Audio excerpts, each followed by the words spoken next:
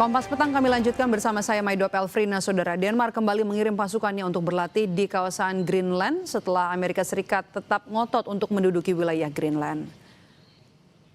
Tentara Denmark tiba di Greenland Senin malam. Penambahan pasukan Denmark ini untuk ikut serta dalam latihan bersama dengan sejumlah pasukan NATO.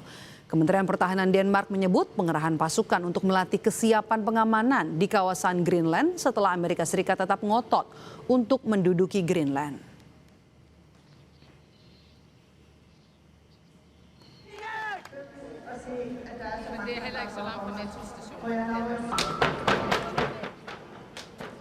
Sementara itu aksi unjuk rasa terjadi di ibu kota Denmark, Copenhagen untuk mendukung kedaulatan Greenland di tengah ketegangan atas keinginan Amerika Serikat menduduki Greenland. Sejumlah pendemo sengaja menggunakan topi ikonik milik Donald Trump sebagai simbol perlawanan Greenland dan Denmark terhadap ancaman Presiden Amerika Serikat.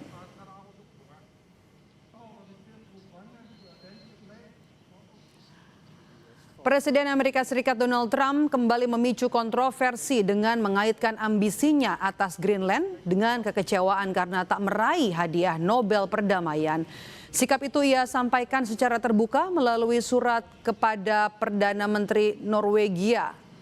Trump menyiratkan kegagalannya mendapatkan Nobel membuatnya tidak lagi ingin hanya fokus pada isu perdamaian. Ia menegaskan kini akan lebih mengedepankan apa yang dianggapnya sebagai kepentingan Amerika Serikat, termasuk menguasai Greenland.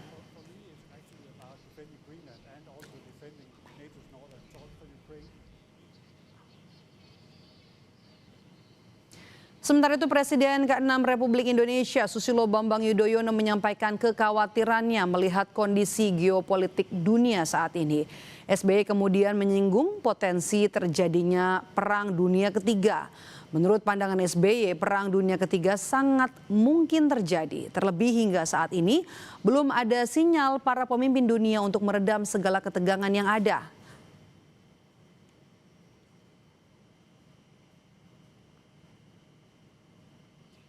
Dalam unggahannya di media sosial pribadinya, SBY menuliskan, "Terus terang saya khawatir, cemas dan khawatir kalau sesuatu yang buruk akan terjadi.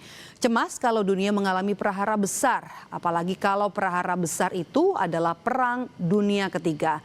Sangat mungkin Perang Dunia Ketiga terjadi meskipun saya tetap percaya hal yang sangat mengerikan ini bisa dicegah." SBY juga menulis saran dan usulan saya, Perserikatan Bangsa-Bangsa mengambil inisiatif mengundang para pemimpin dunia untuk berembuk di persidangan umum PBB yang sifatnya darurat.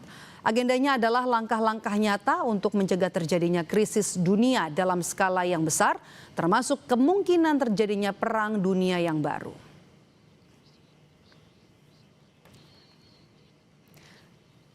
Ketika isu keamanan global semakin mencuat, Amerika Serikat justru mengirim sinyal keras ke Greenland dan ancaman terbuka dari Donald Trump terhadap pihak-pihak yang mendukung wilayah tersebut. Bagaimana PBB menyikapi rencana Trump?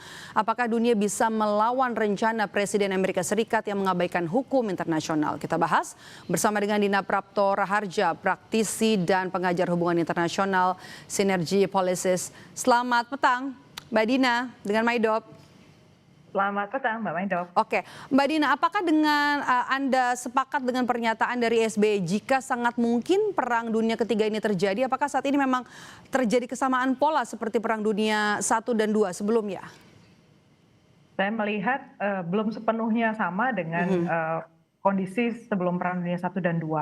Jadi kita perlu melihat beberapa faktor ya. Pertama, kalau dilihat dari Amerika Serikat sendiri, kondisinya itu secara ekonomi menurun.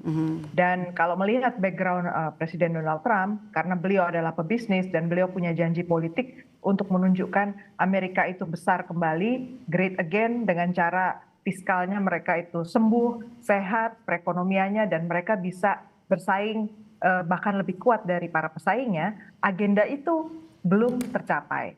Dan menurut saya, karena dia juga punya bisnis di berbagai belahan dunia, dia nggak punya kepentingan juga untuk merusak jalur bisnis yang sudah dia bangun. Jadi kalau itu dari sisi pribadi beliau, tapi dari sisi Amerika Serikat sendiri sebenarnya punya hutang yang sangat besar terhadap China Dan dari sisi ekonomi, dia juga declining.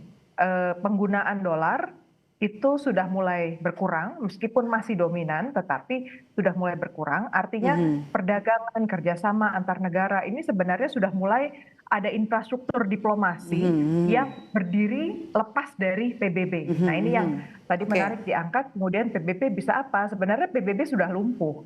Kalau dari segi Dewan Keamanan PBB yang sebenarnya bisa melakukan prevensi gitu ya, preventif gitu. Itu sebenarnya lumpuh. Tapi kalau kita nggak perlu khawatir sepenuhnya karena mekanisme-mekanisme baru yang dibangun lewat bilateral maupun minilateral itu sebenarnya ada. Yang harus diantisipasi sebenarnya sebelum menuju Perang Dunia Ketiga itu adalah eksploitasi. Jadi yang saya khawatirkan itu justru eksploitasi besar-besaran, terutama terhadap negara-negara low middle income countries. Oke, sebelum kita ke sana, Mbak Dina, mohon maaf saya potong. Amerika kan klaim kalau ini adalah soal keamanan, ya oke. Apakah langkah AS ini di Greenland murni soal keamanan atau bentuk baru soal kekuasaan global?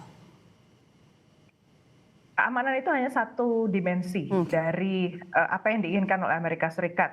Geopolitik itu dimensinya ada politik, ada ekonomi, kemudian juga ada teknologi, ada pertahanan keamanan. Jadi kalau kita lihat secara lebih utuh, Amerika Serikat sudah mengantisipasi bahwa 10-20 tahun ke depan, kalau tidak berubah infrastrukturnya tadi, termasuk relasinya dengan negara-negara tertentu, jalur-jalur perdagangannya tidak dia perbaiki, maka dia pasti kalah.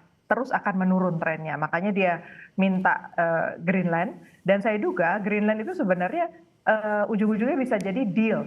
Karena kalau saya lihat ada keterpecahan posisi di sisi Eropa juga. Jadi nggak sepenuhnya nih Eropa itu satu suara.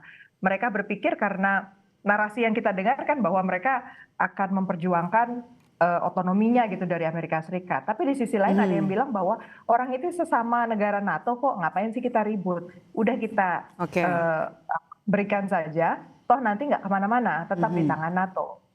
Jadi deal ini kemungkinan juga masih akan diperjuangkan. Oh ya satu lagi, Rusia dan China sejauh ini sangat-sangat menahan diri, bahkan Amerika Serikat menunjukkan gesture untuk menawarkan posisi Board of Peace yang Gaza itu ke Putin kan.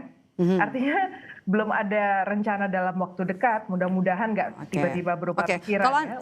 Mbak Dina, kalau Anda tadi bilang aksi Trump ingin mencaplok Greenland ini, PBB sudah lumpuh, kemudian apa yang bisa, diplomasi apa yang bisa dilakukan oleh negara-negara yang tidak menginginkan Perang Dunia Ketiga ini terjadi?